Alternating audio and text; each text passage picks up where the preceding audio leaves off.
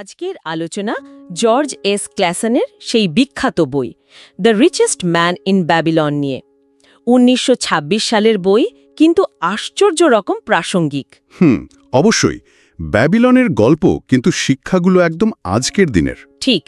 আমাদের কাছে বইটার কিছু অংশ আছে, তো লক্ষ্য হলো এর মূল কথাগুলো, মানে সেই চিরন্তন আর্থিক জ্ঞান, সেগুলোকে একটু সহজভাবে বোঝা। হ্যাঁ, আর এই বইয়ের সবচেয়ে মজার দিকটাই হলো এটা, মানে কঠিন বিষয়গুলোকেও কি সহজ গল্পের ছলে বলেছে। এটা শুধু টাকা জমানোর বই নয় কিন্তু। একদমই না, একটা জীবন দর্শন যেন। ঠিক। আচ্ছা, তাহলে প্রথম এবং সম্ভবত সবচেয়ে জরুরি শিক্ষাটা কি? ওই যে আয়ের একটা অংশ আগে নিজের জন্য রাখা। হ্যাঁ, পে ইয়োরসেলফ ফার্স্ট, মানে যাই আয় হোক তার অন্তত 10 ভাগ সেটা আগে সরাও নিজের ভবিষ্যতের জন্য। এটা কিন্তু একটা মানসিকতার বদল, তাই না? আমরা তো সাধারণত আগেই সব খরচ করি, তারপর যদি কিছু থাকে। সেটাই, ধনীরা ঠিক উল্টোটা করেন। আর কাদ, মানে বইয়ের প্রধান চরিত্র, সে তো এটাই শিখিয়েছেন, আগে নিজেকে দাও, তারপর বাকিদের। এই ভাবনাটা গেঁথে নেওয়াই মনে হয় প্রথম কাজ, নিজের ভবিষ্যৎকে গুরুত্ব দেওয়া। ঠিক। বর্তমানের ছোট ছোট ইচ্ছা পূরণ না করে ভবিষ্যতের বড় লক্ষ্যের দিকে এগোনো। আচ্ছা, এরপর আসে দ্বিতীয় নীতি, সেটা হলো খরচের উপর নিয়ন্ত্রণ আনা। ব্যয় নিয়ন্ত্রণ। বইটা কিন্তু বলছে সমস্যাটা আসলে আয় কম হওয়া নয় বেশিরভাগ সময়, বরং সমস্যাটা হলো আমরা কোথায় খরচ করছি তার হিসেব না রাখা, মানে কোনটা প্রয়োজনীয় আর কোনটা শুধুই আকাঙ্ক্ষা। ঠিক বলেছেন। প্রয়োজনীয় আর অপ্রয়োজনীয় খরচের মধ্যে পার্থক্যটা বুঝতে হবে। আজকাল তো এটা আরও কঠিন, বুঝলেন না? চারিদিকে এত বিজ্ঞাপন, এত লোভনীয় জিনিস। হ্যাঁ, লেখক বলছেন চাহিদা তো অসীম, কিন্তু আয় তো সীমিত। এই বাস্তবতাকে মেনেই চলতে হবে।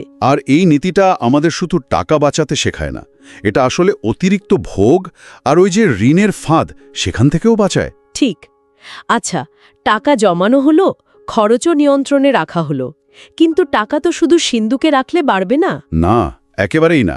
এখানেই আসে তৃতীয় নীতিটা, টাকাকে কাজে লাগানো, মানে বিনিয়োগ। সঞ্চিত অর্থকে অলস ফেলে রাখা চলবে না, তাকে দিয়ে আরও টাকা তৈরি করাতে হবে। লেখক খুব সুন্দর বলেছেন না, অর্থ যেন সন্তানের জন্ম দেয়, আবার সেই সন্তানরাও। হ্যাঁ, সন্তান জন্ম দেয়, মানে চক্রবৃদ্ধি সুদের ধারণাটা। একদম।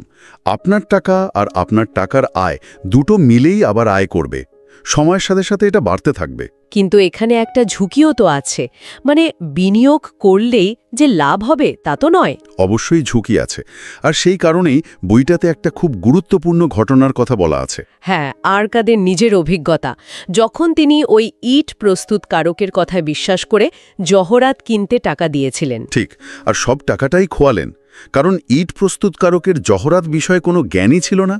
এখান থেকে শিক্ষাটা কি? বিনিয়োগের আগে ভালোভাবে জেনে বুঝে অভিজ্ঞদের পরামর্শ নিয়ে। একদম।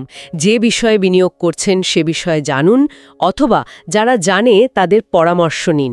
হুট করে বা লোভে পড়ে কিছু করতে গেলেই বিপদ। জ্ঞান ছাড়া বিনিয়োগ মানে খুব বিপজ্জনক হতে পারে। আচ্ছা, এরপরে আরেকটা গুরুত্বপূর্ণ বিষয় হলো ঋণ।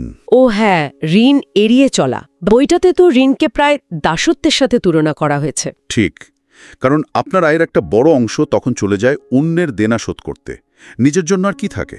তাই ধীরে ধীরে হলেও ঋণ শোধ করা আর নতুন ঋণ যথাসম্ভব এড়িয়ে চলা, আর্থিক স্বাধীনতার জন্য এটা খুব জরুরি।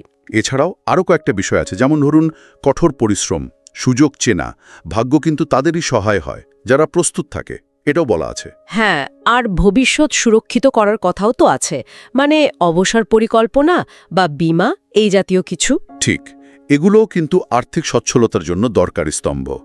তাহলে সব মিলিয়ে যদি দেখি, প্রায় ১০০ বছর আগের লেখা এই বইয়ের শিক্ষাগুলো, সঞ্চয় করা, খরচ নিয়ন্ত্রণ, ভেবেচিন্তে বিনিয়োগ, ঋণ এড়িয়ে চলা, জ্ঞান অর্জন, পরিশ্রম আর ভবিষ্যতের জন্য পরিকল্পনা করা, আশ্চর্য রকমভাবে এগুলো আজও প্রাসঙ্গিক, তাই না? বরং আজকের দিনে হয়তো আরও বেশি প্রাসঙ্গিক।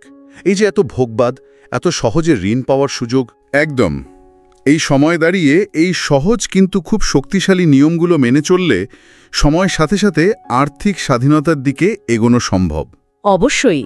এখন শ্রোতাদের জন্য একটা ছোট্ট ভাবনা রেখে যাই।